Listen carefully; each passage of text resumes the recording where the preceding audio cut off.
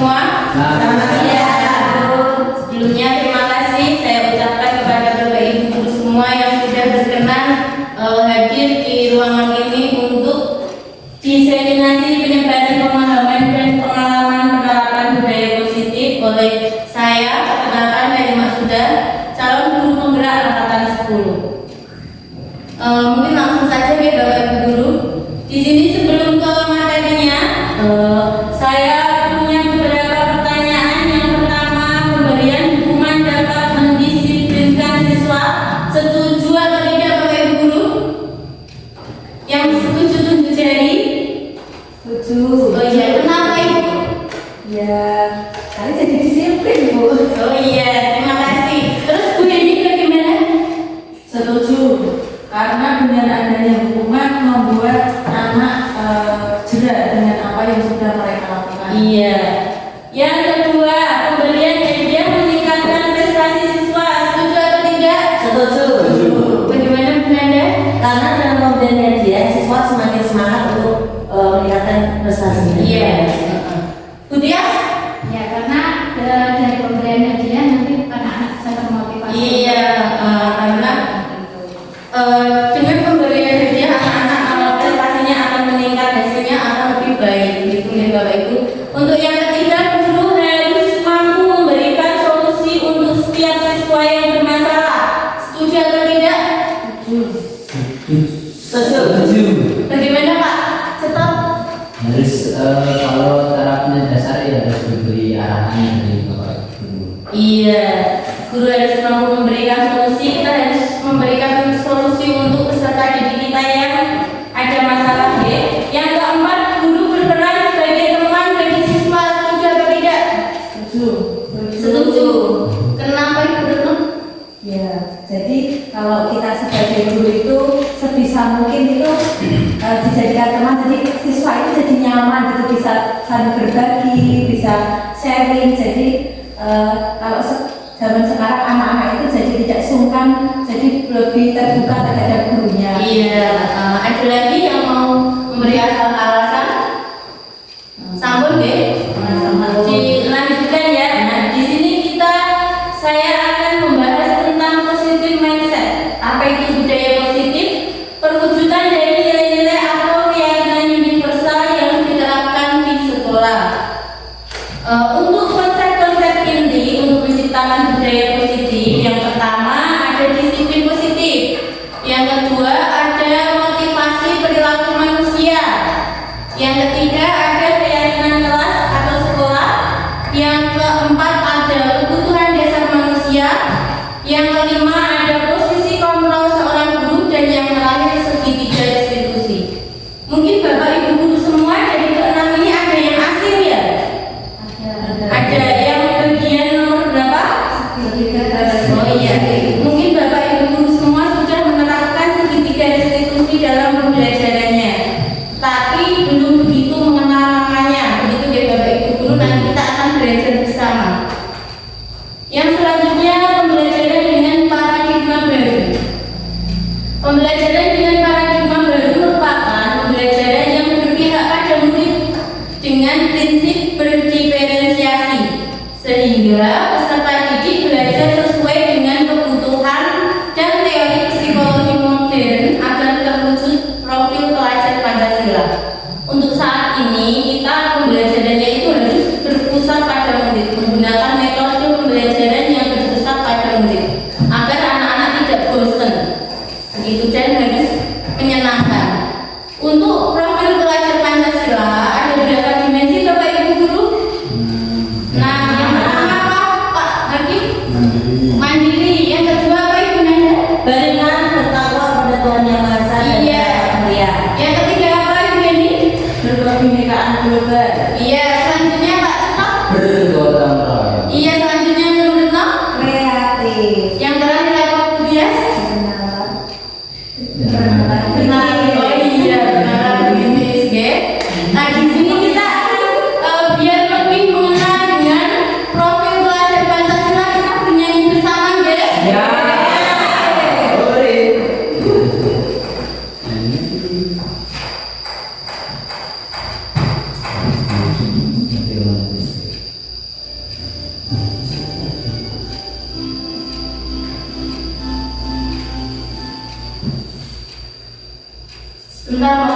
nggih Bapak Ibu ajeng kendhar.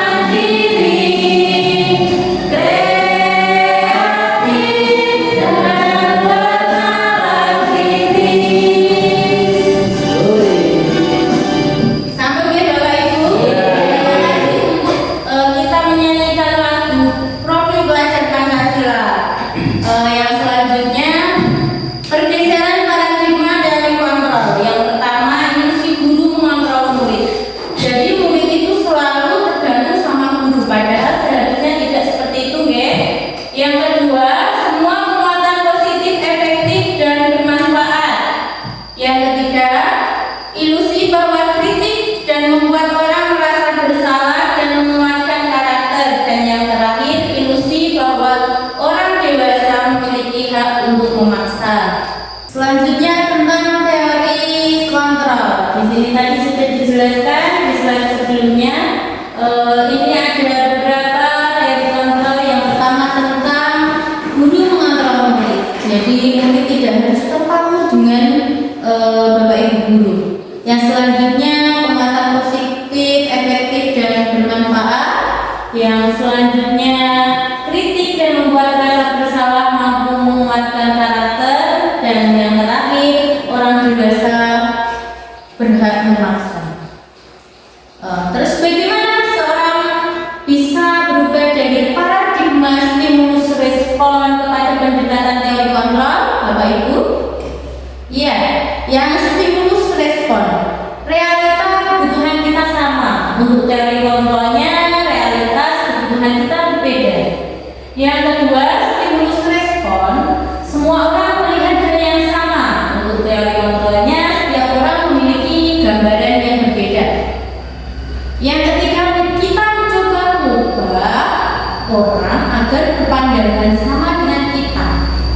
Untuk teori kontrolnya itu kita berusaha memahami pandangan orang lain tentang dunia. Jadi kita bertoleransi ya Bapak Ibu.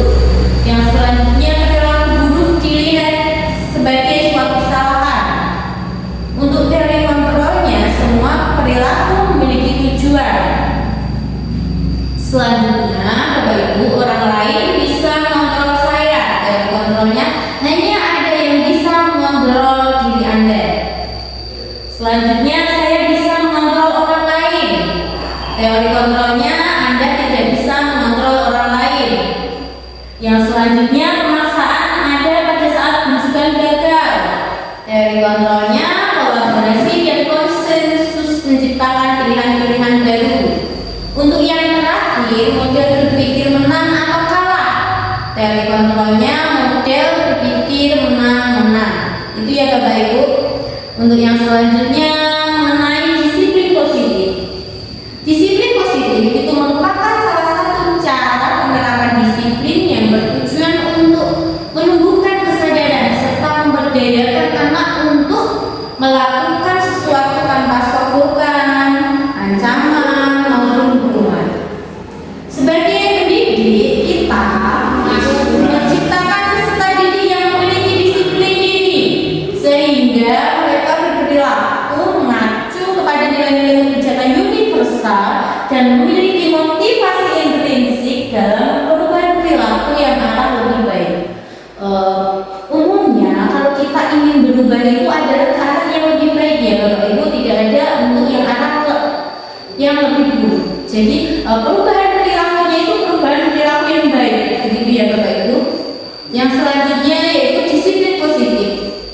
Menurut Ki Hajar Dewantara, disiplin positif itu diartikan sebagai bentuk kontrol diri, yaitu belajar untuk kontrol diri agar mendapat tujuan mulia atau nilai-nilai kebajikan. Nilai-nilai kebajikan itu nilai-nilai yang baik atau yang buruk Bapak Ibu? Iya, nilai-nilai kebajikan itu adalah nilai-nilai yang baik. Penerapan disiplin positif sebagai upaya menciptakan anak-anak yang memiliki distribusi diri sehingga mereka dapat berperilaku dengan mengacu nilai-nilai kebajikan universal yang latar belakangi motivasi intrinsik guna menuju perubahan yang lebih baik, ke arah yang lebih baik. Nilai-nilai kebajikan itu salah satunya apa Bapak Ibu? Iya, salah satunya ada disiplin, tanggung jawab, mandiri, empati, dan lain-lainnya ya Bapak Ibu. Yang selanjutnya adalah nilai-nilai kebajikan universal. Seperti yang sebelumnya yang sudah kita jelaskan, profil pelajar Pancasila memiliki 6 dimensi. Yang pertama, beriman, bertakwa kepada Tuhan Yang Maha Esa dan berakhlak mulia. Yang kedua, berkebinekaan global. Yang ketiga, bergotong royong. Yang keempat, kreatif. Yang kelima, bernalar kritis, dan yang terakhir yaitu mandiri. Yang selanjutnya mengenai motivasi perilaku manusia. Jadi manusia itu harus memiliki motivasi ya Bapak Ibu. Yang pertama dari ketiga ini, yang mana yang motivasi yang perlu kita amalkan? Yang pertama, menghindari ketidaknyamanan atau hukuman. Yang kedua, mendapat imbalan atau penghargaan. Yang ketiga, menghargai diri dan menjadi orang yang mereka inginkan. Itu adalah motivasi perilaku manusia. Jadi setiap manusia itu harus memiliki motivasi, ya Bapak Ibu. Yang selanjutnya hukuman, konsekuensi, dan restitusi. Nah di sini ada beberapa sudah dijelaskan di sini, sudah saya paparkan di sini tentang hukuman, konsekuensi, dan restitusi. Untuk hukuman nanti Bapak Ibu bisa membacanya untuk lebih jelas ya, karena di sini tulisannya tidak terlihat cukup jelas. Berdasarkan bagian yang tadi, penjelasan tentang hukuman dan konsekuensi dan restitusi sudah saya rangkumkan dari ketiga materi ini. Apa itu hukuman, apa itu konsekuensi, apa itu restitusi. Untuk hukuman itu tidak terencana, jadi hukuman itu tidak ada rencana, bersifat satu arah, bisa berupa hukuman fisik, psikis, atau kata-kata kasar ya. Bisa hukuman, diberi hukuman ketika terlambat datang ke sekolah gitu. Untuk konsekuensi bersifat terencana, sudah disepakati. Jadi bedanya hukuman dengan konsekuensi, kalau hukuman itu tidak terencana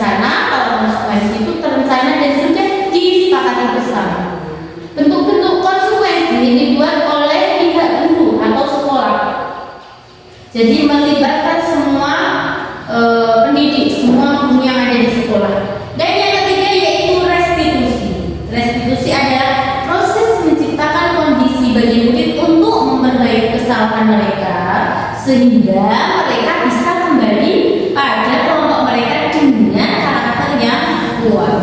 Nah, itu adalah perbedaan dari ketiga hukuman, konsekuensi, dan restitusi. Di sini ada beberapa contoh tentang konsekuensi atau hukuman. Ini termasuk konsekuensi atau hukuman. Yang pertama ya Bapak Ibu, di sini ada mencatat 100 kali di dalam buku kalimat. Contohnya, saya tidak akan terlambat lagi karena terlambat ke sekolah. Nah, itu termasuk hukuman atau konsekuensi ya Bapak Ibu. Nah, iya. Nah, langsung saja ya Bapak Ibu, di sini sudah saya paparkan untuk contoh-contoh hukuman dan konsekuensi. Yang pertama, mencatat 100 kali di dalam buku kalimat tadi termasuk hukuman karena itu tidak terencana. Ya. Yang kedua, lari mengelilingi lapangan basket 2 kali karena terlambat belajar di sekolah. Itu juga termasuk hukuman Bapak Ibu karena tidak direncanakan. Yang ketiga, murid diminta untuk push up 15 kali karena tidak menggunakan masker ke sekolah. Pada saat itu ketika COVID sedang berlangsung ya, itu masker sangat wajib kita gunakan. Jadi ketika pada waktu itu tidak memakai masker, maka mendapatkan hukuman. Yang selanjutnya, menggantikan kertas tugas teman yang telah dicoret-coret. Itu termasuk konsekuensi. Itu karena sudah terencana, sudah disepakati oleh Bapak Ibu guru semua yang ada di sekolah. Yang selanjutnya yaitu membersihkan tumpahan air di meja tulis karena tersenggol pada saat belajar. Itu juga termasuk apa Bapak Ibu? Iya, konsekuensi. Yang selanjutnya, murid disuruh untuk mengenakan sepatu di seharian di sekolah karena tidak mengenakan sepatu hitam. Itu termasuk hukuman yang tidak terencana. Yang terakhir, lari mengelilingi lapangan basket 2 kali karena terlambat 10 menit untuk pelajaran PJOK. Itu termasuk apa ya Bapak Ibu?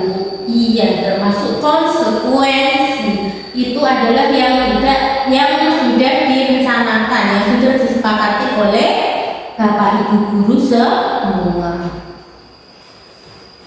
Selanjutnya di sini dihukum oleh penghargaan. Apa sih dihukum oleh penghargaan? Yang pertama, pengaruh jangka pendek dan jangka panjang. Yang kedua, penghargaan tidak efektif. Yang ketiga, penghargaan merusak hubungan. Yang keempat, penghargaan mengurangi ketepatan. Yang selanjutnya, penghargaan mengurangi kualitas. Selanjutnya, penghargaan mematikan kreativitas. Yang terakhir, penghargaan mendukung motivasi dari dalam intrinsik. Selanjutnya kita membahas tentang keyakinan kelas. Apa sih Bapak Ibu keyakinan kelas? Mengapa keyakinan kelas dan peraturan kelas? Mengapa Bapak Ibu? Iya, karena keyakinan kelas itu disepakati bersama oleh peserta didik. Kalau peraturan kelas itu dibuat oleh sekolah. Nah, di sini ada contoh. Yang pertama mengenai mengapa kita memiliki peraturan tentang penggunaan helm pada saat mengendarai kendaraan roda 2 atau kendaraan bermotor. Mengapa ya Bapak Ibu? Nah, karena kalau kita berkendara tidak menggunakan helm, sudah ada aturannya.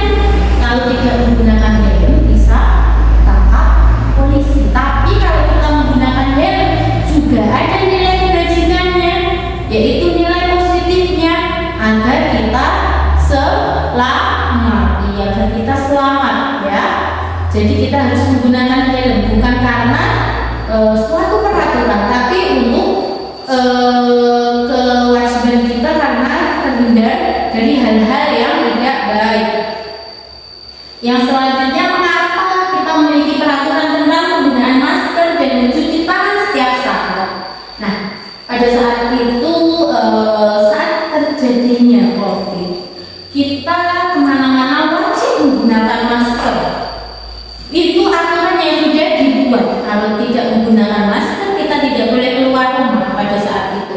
Jadi kalau kita menggunakan masker, kita juga ada nilai kebaikan dan nilai positifnya, yaitu agar kita terhindar dari hal-hal yang tidak baik, agar kita selamat juga, agar kita kesehatan kita terjaga.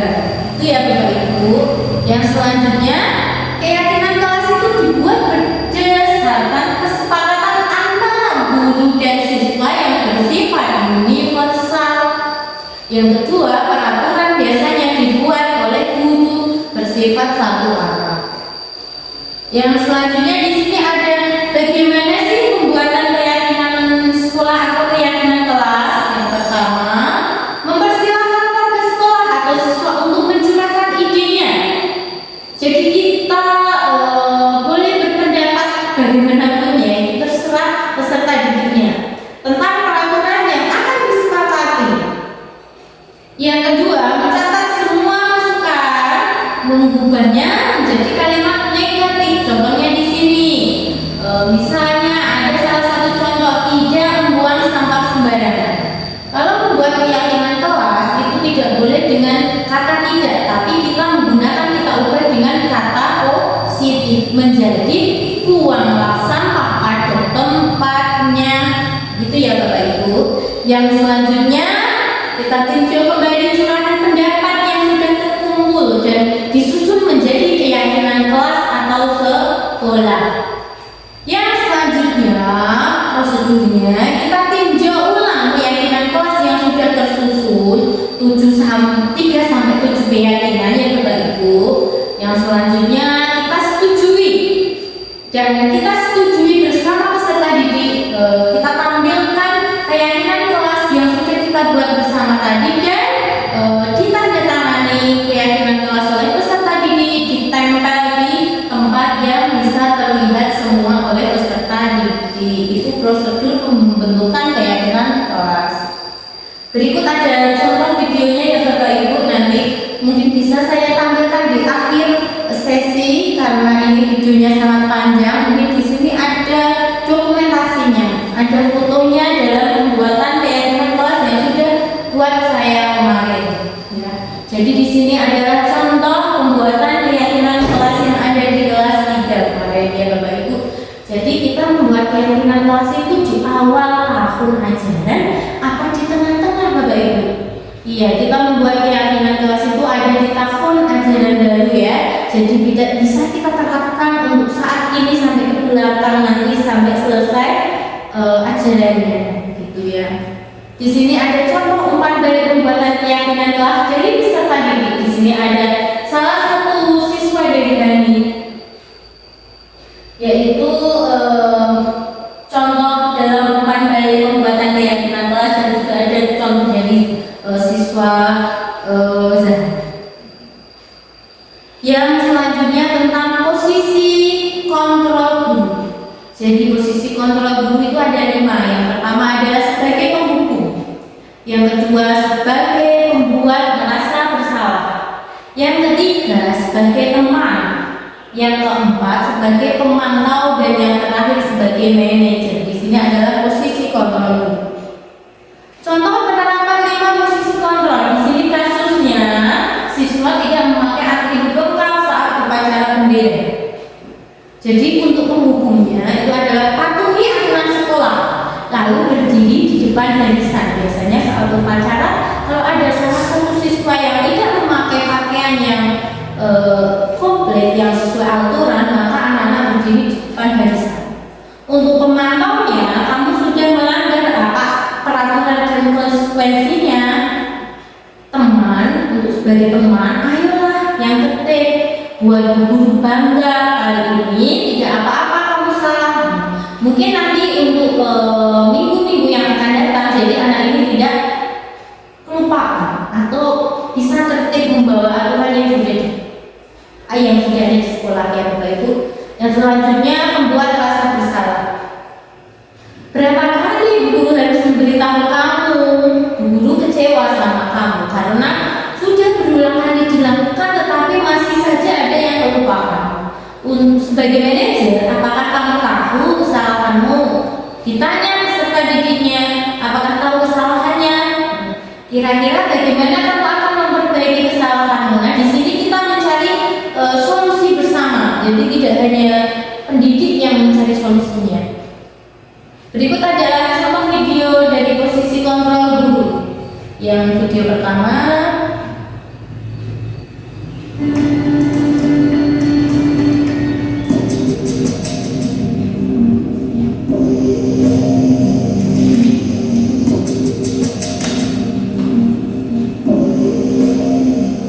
Naren, sini kamu. Selamat pagi, Bu. Selalu terlambat. Kamu deh, pasti terlambat. Maaf, Bu. Saya Apa? Apa coba? Alasan kamu apa lagi? Kapan sih kamu tidak terlambat? Malas sekali ya kamu jadi anak. saya Dasar pemalas. Gak kapok-kapok sih kamu. Sudah berapa kali terlambat? Sana, kamu keliling lapangan basket 2 kali. kenapa saya harus keliling lapangan basket, Bu? Kenapa? Kamu melawan ibu? Berani-beraninya jawab. Sudah terlambat, masih berani jawab pula. Sekarang, keliling lapangan basket 5 kali sekalian. Biar kapok. Cepat. Pergi sana ke lapangan basket.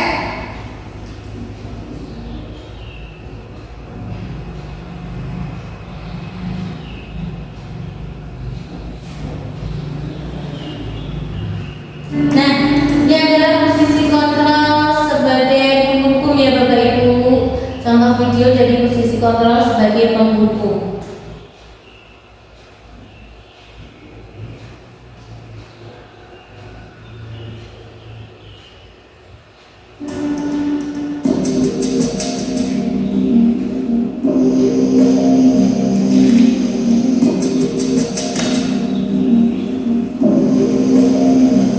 Naren,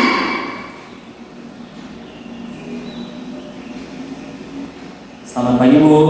Naren, kamu kenapa terlambat lagi, nak? Ya Tuhan, Naren, kamu senang ya bikin ibu susah ya? Kalau kamu terlambat lagi, nanti ibu yang ditegur bapak kepala sekolah, nak. Disangka ibu tidak bisa membina kamu. Duh, gimana ini? Maaf, Bu. Duh Gusti Naren, kamu suka ya kalau ibu ditegur bapak kepala sekolah? Terus, sekarang ibu harus tulis apa ini di buku absen? Ini kamu sudah sering terlambat loh. Ibu harus apa coba? Maaf, Bu. Maaf sekali. Ya sudah, lain kali jangan bikin ibu susah lagi ya nak ya. Ibu tidak akan kuat lagi kalau kamu gini terus. Bisa jantungan kalau ibu tegur bapak kepala sekolah. Sana cepat ke kelas. Maaf ya, Bu. Maaf sekali. Nah, ini adalah contoh video dari posisi kontrol membuat orang merasa bersalah ya Bapak Ibu. Selanjutnya ada video lagi.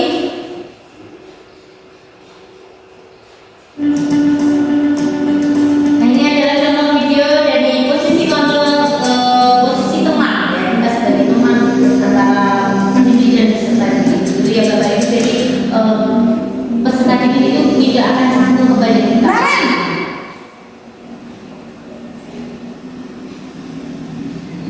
Selamat pagi, Bu.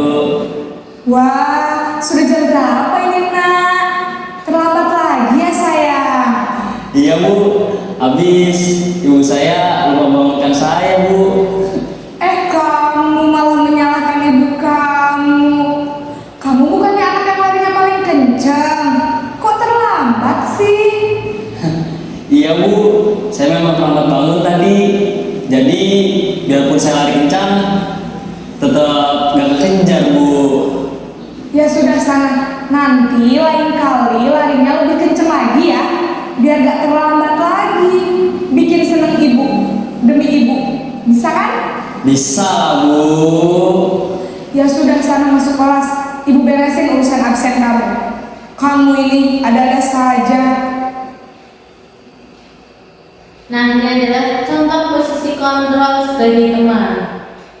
Yang video selanjutnya ada posisi pemantau atau monitor. Itu di sini videonya.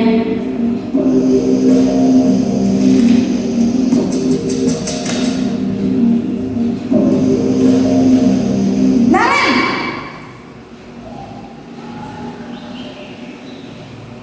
Selamat pagi Bu. Naren, apa peraturan sekolah kita tentang jam berapa kita harus masuk sekolah, nak? Kita harus di sekolah jam 7 Bu. Iya betul, sekarang sudah jam 7.20. Naren sudah tahu konsekuensinya jika terlambat hadir. Paham Bu, saya harus tinggal kelas pas jam istirahat selama 20 menit. Iya benar, konsekuensinya demikian. Jadi nanti jam 9.30 pas istirahat, kamu harus tinggal di kelas, kerjakan tugas tambahan untuk ketertinggalan kamu, ya? Baik Bu. Nah, itu tadi ya Bapak Ibu. Yang selanjutnya ini ada posisi kontrol sebagai manajer ya Bapak Ibu.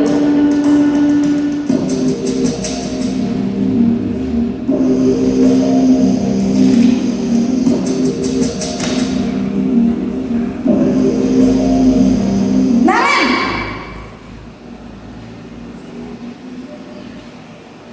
Selamat pagi Bu. selamat pagi Naren. Maaf Bu, saya terlambat. Iya, sekolah masuknya jam 7, sekarang sudah jam 7.20. Jadi sekarang bagaimana ini Naren? Maaf Bu, saya lupa setel alarm saya semalam. Baiklah, menurut kamu, keyakinan sekolah yang mana yang perlu kamu tingkatkan? Menghargai diri sendiri dan orang lain mungkin ya Bu. Setuju. Jadi, apakah Naren meyakini prinsip saling menghormati tersebut? Iya Bu, saya meyakininya. Apakah Naren bersedia memperbaiki masalah keterlambatan ini? Bersedia Bu. Bagaimana kamu akan perbaiki masalah keterlambatan ini? Saya akan coba untuk tidak lupa menyetel alarm saya Bu. Baik, kalau Naren lupa menyetel alarm di rumah, ada orang yang kira-kira bisa bantu mengingatkan tidak? Ada Bu, kakak saya, Kak Emma. Ada lagi selain Kak Emma? Selain Kak Emma, ada ibu saya. Baik, jadi yang mengingatkan Naren adalah Kak Emma dan ibu kamu ya? Kira-kira akan mulai setel alarm kapan nih Naren? Setelah pulang sekolah, akan segera saya lakukan. Baik, jadi Naren akan setel alarm untuk bangun besok pagi dan akan diingatkan oleh kakak dan ibu dan Naren ya. Ada lagi yang mungkin perlu dilakukan Naren agar tidak terlambat bangun lagi? Tidak ada Bu. Baik Naren, terima kasih untuk kerjasama kamu. Sekarang kamu perlu kembali ke kelas untuk belajar. Baik Bu, terima kasih.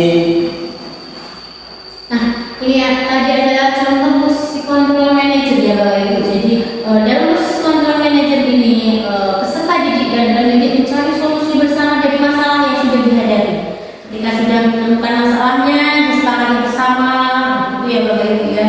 Kita lanjutkan ya Bapak Ibu. Nah, di sini ada contoh dari 5 posisi kontrol sebagai penghukum.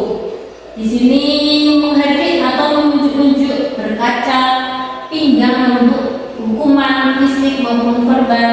Dampaknya menjadi apa? Dampaknya anak menjadi pendendam, tidak menyukai guru atau mapel tertentu. Itu adalah dampak yang sudah diberikan ketika mendapatkan hukuman. Yang selanjutnya membuat merasa bersalah. Di sini ketika membuat merasa bersalah ini suaranya lembut, namun menyalahkan siswa. Guru menyatakan kesalahannya pada siswa dan guru menderita. Dampaknya apa Bapak Ibu? Dampaknya itu membuat siswa merasa bersalah, rendah diri dan menarik diri. Ya selanjutnya ya Bapak Ibu, posisi kontrol sebagai teman. Guru bersikap ramah, cenderung bersenda gurau untuk menghangatkan suasana. Jadi antara peserta didik dan guru ini diibaratkan kita itu hanya sebagai teman gitu ya Bapak Ibu. Jadi anak-anak itu tidak akan canggung. Dampaknya murid bergantung pada satu orang dan membuat siswa tidak mandiri. Yang selanjutnya adalah pemantau. Di sini pemantau ada bicara dan ekspresi datar, tidak identitas berhasil pemantau tetap, memantau saat siswa diberi sanksi. Dampaknya apa ya Bapak Ibu? Dampaknya itu adalah menghitung hadiah atau hukuman yang diberi tanpa melihat nilai kebajikan. Yang kedua, tidak sepenuhnya mandiri, jadi masih bergantung kepada orang lain. Yang selanjutnya, posisi kontrol manajer. Suara netral, tercipta identitas positif, berhasil mengajukan pertanyaan bermakna, membantu siswa memecahkan masalah. Di sini dampak yang didapat yaitu murid menjadi mandiri dan pede karena dari permasalahan tadi guru dan peserta didik mencari solusinya bersama dalam memecahkan masalahnya itu. Yang selanjutnya yaitu kebutuhan dasar manusia. Kebutuhan dasar manusia adalah segala sesuatu yang kita lakukan untuk mendapatkan apa yang kita lakukan memiliki tujuan tertentu. Dan semua usaha terbaik yang kita lakukan adalah dalam rangka agar kebutuhan dasar kita terpenuhi dengan baik. Jadi di kebutuhan dasar manusia di sini ada penugasan, kasih sayang dan rasa diterima. Yang kedua, kesenangan, dan yang keempat, kebebasan. Di sini kebutuhan dasar manusia yang pertama, bertahan hidup atau fisiologi. Ada 4 poin. Yang kedua, kasih sayang dan rasa diterima atau psikologis. Yang ketiga, mengenai penguasaan. Yang keempat, kebebasan, dan yang terakhir, kesenangan. Jadi menurut Dr. William Blass itu 5 kebutuhan dasar manusia. Yang pertama, kebutuhan untuk bertahan hidup. Di sini kebutuhan untuk bertahan hidup itu contohnya kebutuhan terkait dengan kesehatan, rumah, dan makanan. Selain itu, kebutuhan untuk bertahan hidup dan kebutuhan untuk rasa aman. Yang selanjutnya, kebutuhan penguasaan atau kebutuhan pengakuan atas kemampuan. Dalam hal ini, setiap murid mempunyai kebutuhan dalam dirinya untuk merasa kompeten, menjadi terampil, dan diakui atas ketercapaian dalam keterampilan.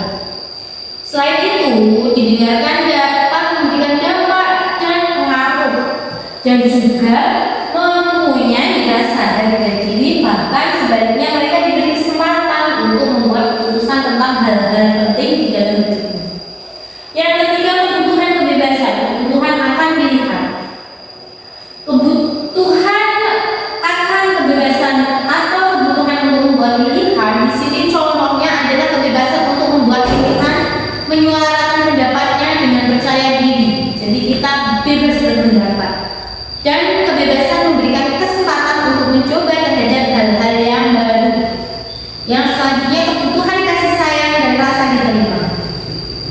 Kebutuhan akan perasaan diterima oleh kelompok atau komunitasnya itu jadi contohnya keinginan untuk tetap terhubung dengan orang lain seperti teman, keluarga, rekan kerjanya, maupun juga kelompok di mana kita berada atau tergabung. Yang selanjutnya, kebutuhan kesenangan atau kebutuhan untuk merasa senang.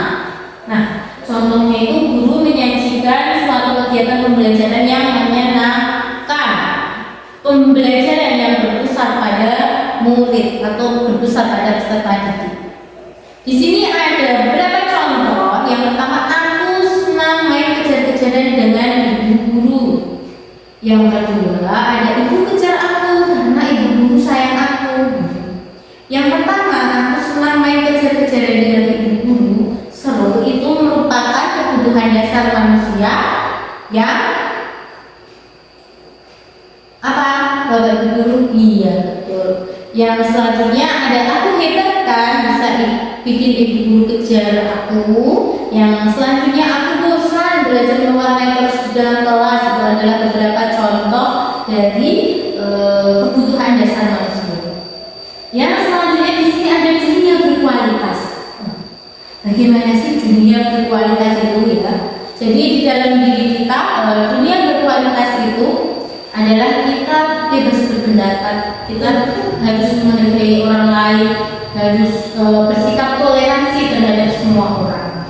Di sini ada beberapa pertanyaan ya Bapak Ibu Guru, siapa orang-orang yang paling penting dalam hidup Anda? keluar. Terus nilai kebajikan apa yang didapat yang terpenting dalam hidup Anda? Nilai kebajikan apa Bapak Ibu Guru? Iya, jujur. Nilai kebajikan yang paling utama adalah kejujuran. Nah, itu adalah dunia berkualitas. Yang selanjutnya di sini ada restitusinya. Ya Bapak Ibu tadi sudah kita ketahui, kita bertanya-tanya apa sih itu segitiga restitusi. Segitiga restitusi itu sebenarnya sudah kita terapkan dalam pembelajaran di kelas maupun di lingkungan sekolah kita, namun kita belum mengetahui oh ini namanya segitiga restitusi.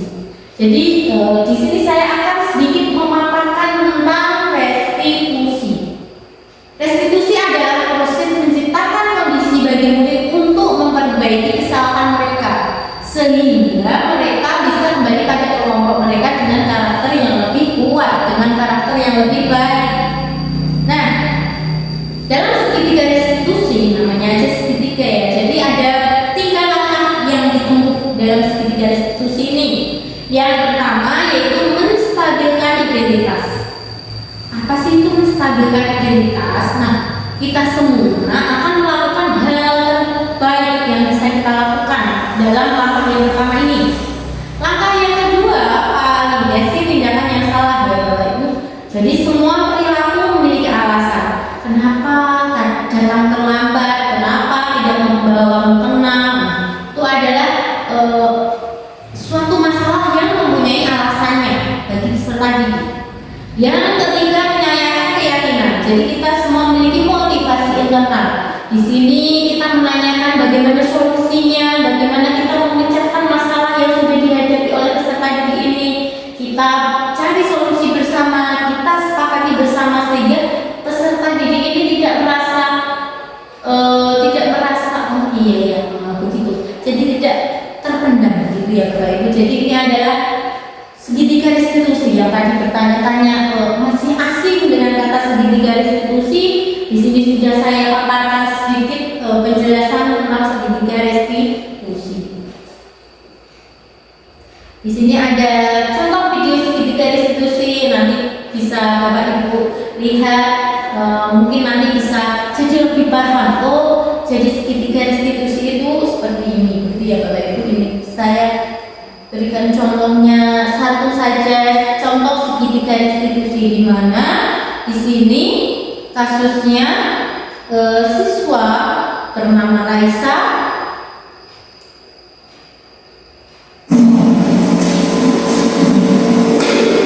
Hai Raisa, sudah tahu belum kalau menjadi malu? Karena saya orang tua sendiri.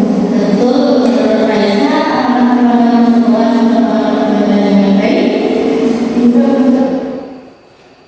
Nah, di sini adalah segitiga restitusi yang sudah saya lakukan di sini. Bernama Raisa karena sering terlambat masuk ke kelas pada saat jam pelajaran.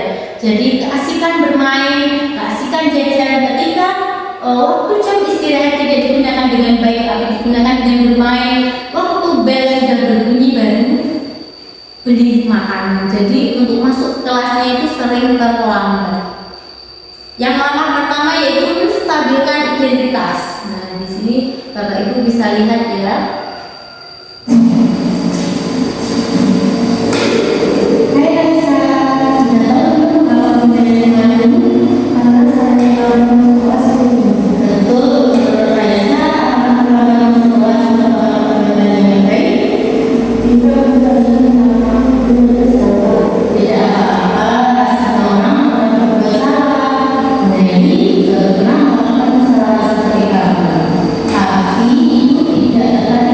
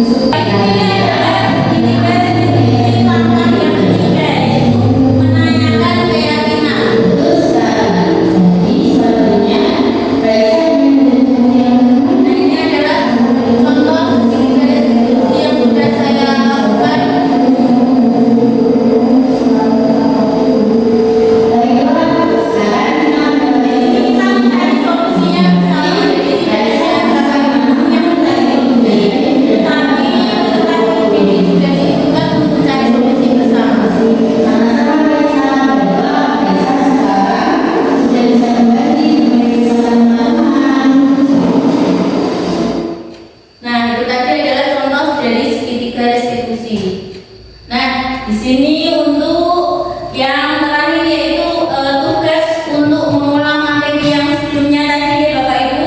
Di sini untuk pertanyaan yang pertama yaitu saya kecewa sekali dengan kamu. Itu merupakan salah satu posisi kontrol yang apa ya Bapak Ibu? Ada yang tahu boleh tunjuk jari? Apa Bu Tias? Sebagai pembuat orang yang merasa Iya, sebagai pembuat orang yang merasa bersalah. Untuk yang nomor 2, kamu tidak pernah benar melakukannya. Itu termasuk posisi kontrol yang sebagai apa, ya? Ada yang tahu boleh tunjuk jari? Iya, boleh. Oh iya, yang ketiga, ayolah lakukan demi ibu bapak. Itu sebagai posisi kontrol apa, ya? Ya, Bu Retno? Teman Bu. Oh iya, sebagai teman karena kita sama peserta didik harus memposisikan dirinya sebagai teman.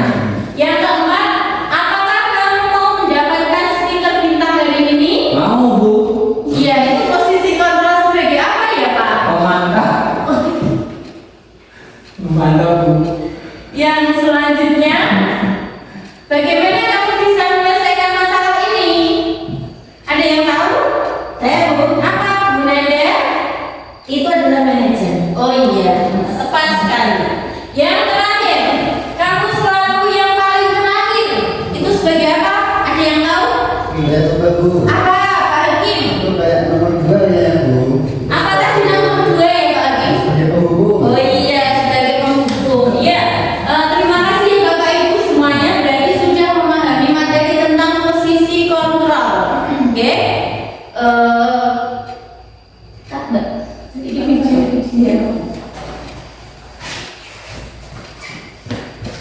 Suya. Nah, ini adalah beberapa contoh budaya positif yang sudah kita terapkan di lingkungan sekolah SD Negeri Ngasinan ya Bapak Ibu. Yang pertama yaitu berjabat tangan di pagi hari. Ini ada salah satu Bapak Ibu guru, ada beberapa Bapak Ibu guru yang terjadwal tiketnya untuk menyambut anak-anak dengan 5S ya. Salam, santun, sopan, senyum, dan sapa. Iya. Yang kedua, budaya positif tentang pembiasaan asmaul husna di halaman sekolah. Sebelum dilakukan pembiasaan asmaul husna, anak-anak ada apel-pati terlebih dahulu. Yang ketiga, pembiasaan salat duha berjamaah. Di sini setiap pagi dilaksanakan salat duha sesuai pembelajaran PAI-nya. Yang selanjutnya ada yang hafalan surat pendek. Di sini anak-anak setiap harinya atau setiap 1 minggu sekali boleh setoran untuk hafalan surat pendek. Ini sudah kita terapkan, sudah kita laksanakan. Yang selanjutnya sholat zuhur berjamaah. Sholat zuhur berjamaah ini dilaksanakan dari kelas 4, 5, dan 6 karena anak-anak yang pulangnya siang kelas 4 sampai kelas 6. Yang selanjutnya contoh budaya positif menyanyikan lagu nasional. Di sini anak-anak dilatih untuk berbaris dan menyanyikan lagu nasional secara bergantian untuk setiap harinya karena anak-anak agar hafal. Kalau sudah biasa anak-anak menjadi hafal. Nah, alhamdulillah ya Bapak Ibu kita sudah di akhir pengunjung. Mungkin kiranya cukup sekian. Semoga dengan diseminasi budaya positif ini dapat kita terapkan dalam lingkungan sekolah kita dalam pembelajaran sehari-hari yang ada di SD Negeri Ngasinan ini. Kurang lebihnya cukup sekian. Wassalamualaikum warahmatullahi wabarakatuh. Waalaikumsalam warahmatullahi wabarakatuh.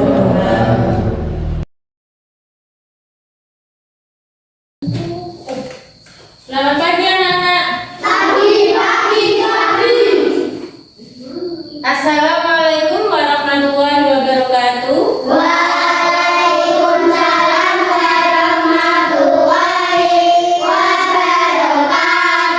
Bagaimana kabarnya hari ini? Alhamdulillah. Hari ini kita akan sebelum ke pembelajaran hari ini, nanti hari ini kita akan membuat keyakinan kelas, ya. Keyakinan kelas itu apa sih? Keyakinan kelas itu kita buat dari kesepakatan kelas. Setelah kesepakatan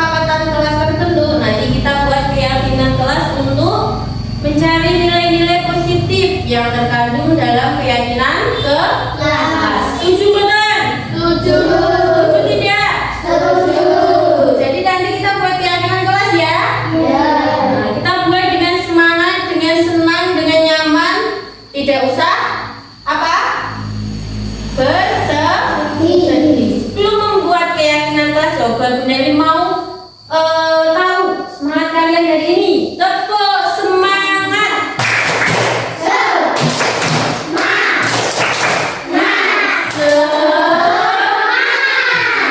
Pagi-pagi harus semangat ya toh. Masa pagi-pagi nggak semangat?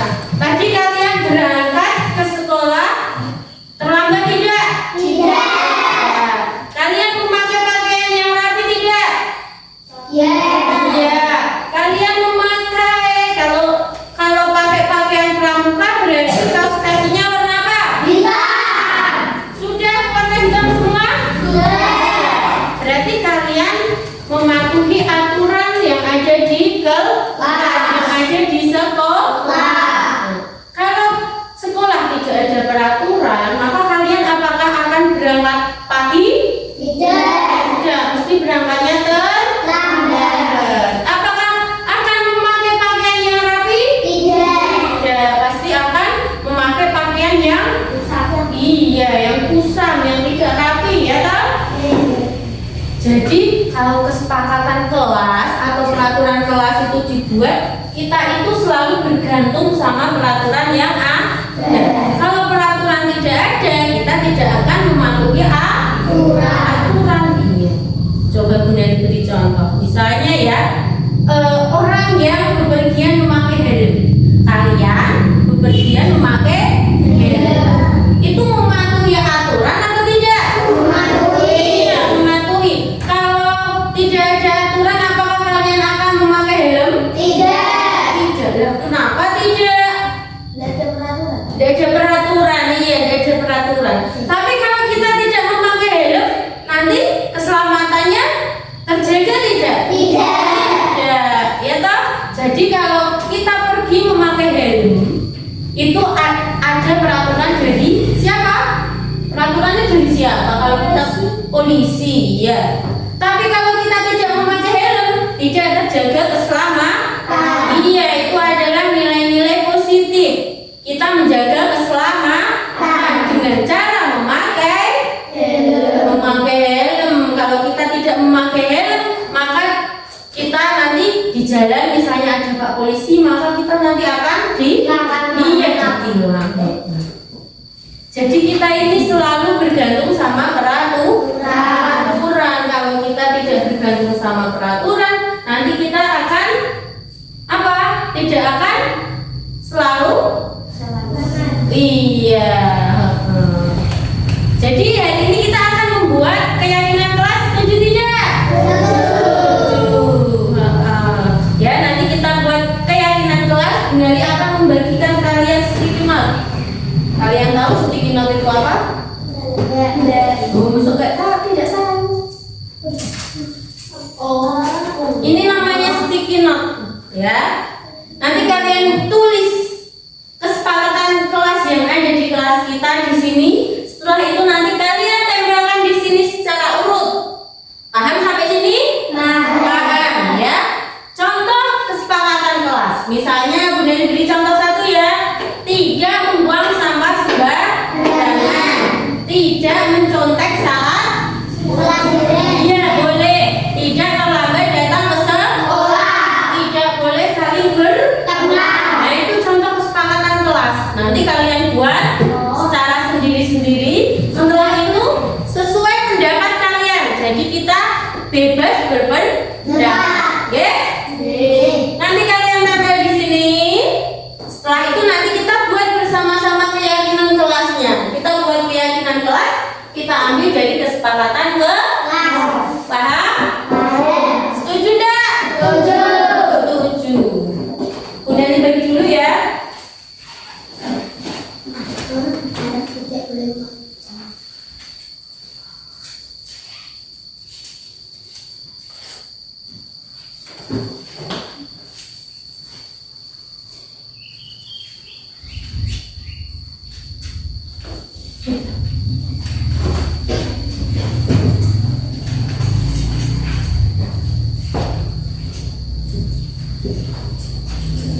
Kalau sudah jadi tulisannya nggak apa-apa.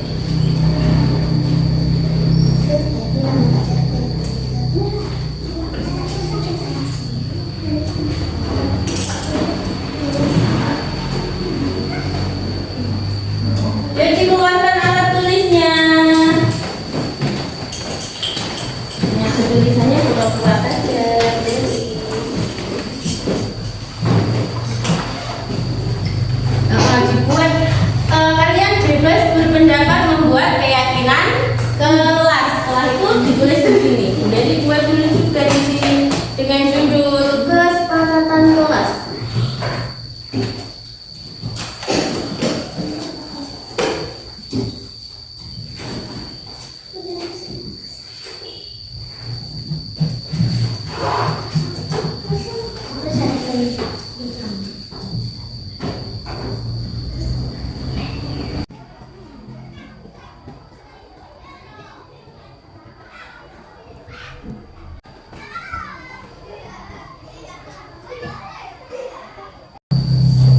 Yang sudah boleh ditambah di sini ya. Yang sudah membuat boleh ditambah di sini.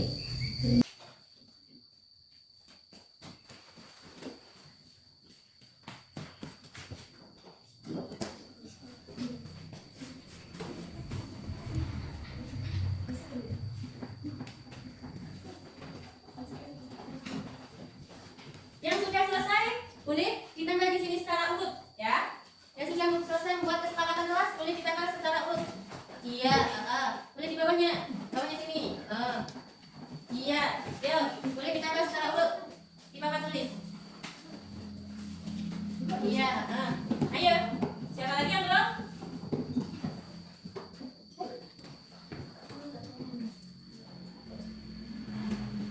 Ayo, ada lagi yang belum? Boleh ditambah di papan tulis. Pendapat kalian boleh ditambah di papan tulis.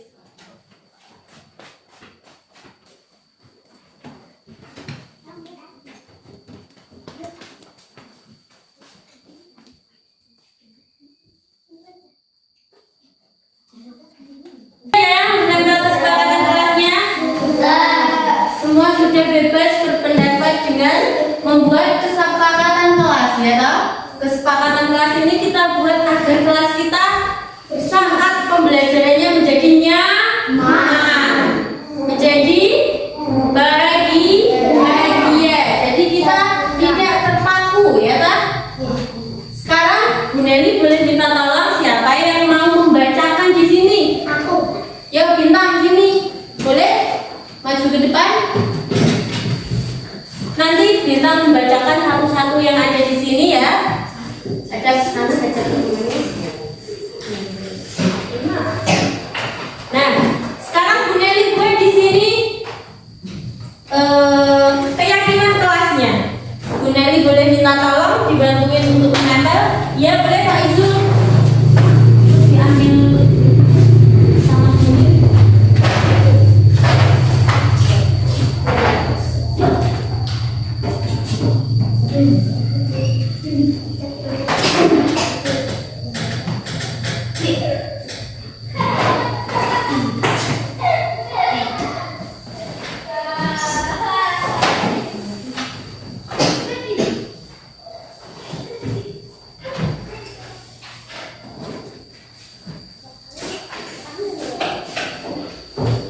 Terima kasih ya Kak Izul.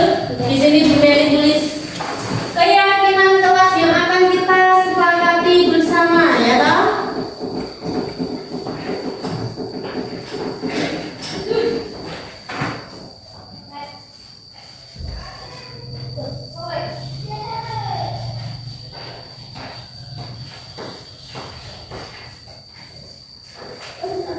Nah, kita di sini akan membuat keyakinan kelas ya dari kesepakatan kelas yang sudah disepakati bersama. Coba kita yang pertama dibacakan dulu apa yang pertama?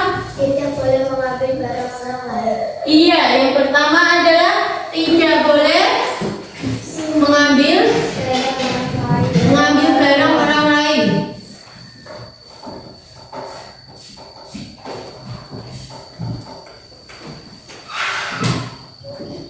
Kelas sesuai kesepakatan kelas yang sudah kalian buat tadi ya.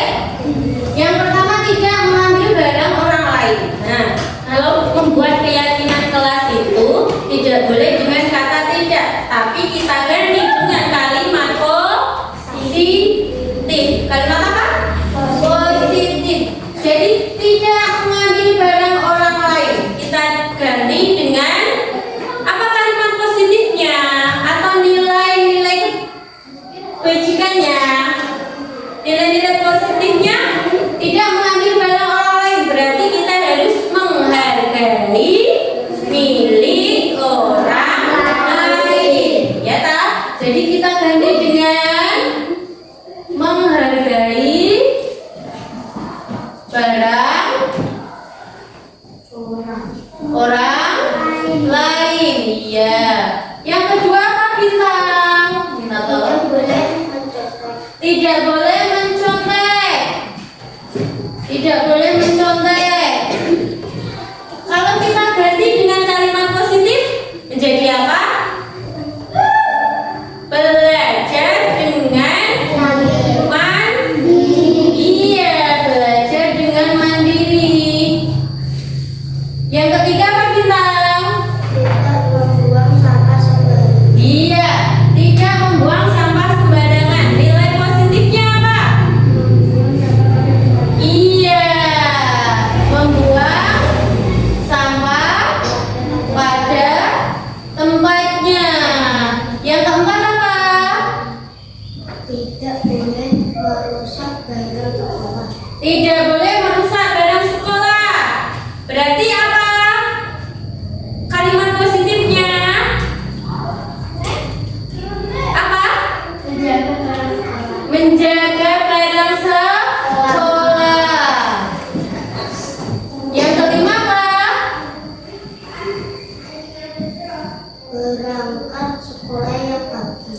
Berangkat sekolah yang pagi. Nah, itu berarti kalimat positifnya kita harus iya, kita harus disiplin. Berarti apa? Kalimat positifnya berangkat sekolah lebih awal. Iya. Selanjutnya apa? Tidak boleh sekolah. Tidak boleh bolos sekolah. Ini masuk dalam apa tadi? Berangkat sekolah lebih pagi. Berarti apa? Kalimat positifnya kita harus disiplin dan bertanggung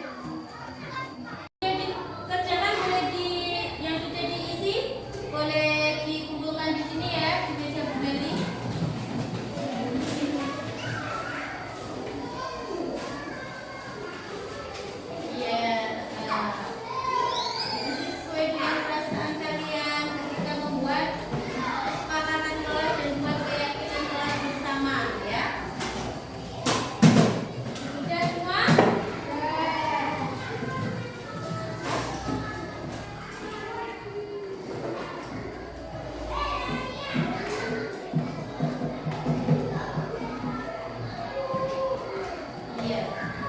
Ini adalah umpan balik yang sudah kalian isi sesuai dengan perasaan kalian hari ini ya. Mungkin cukup sekian ya untuk hari ini. Kurang lebihnya Bunda mohon maaf. Wassalamualaikum warahmatullahi wabarakatuh. Waalaikumsalam warahmatullahi wabarakatuh.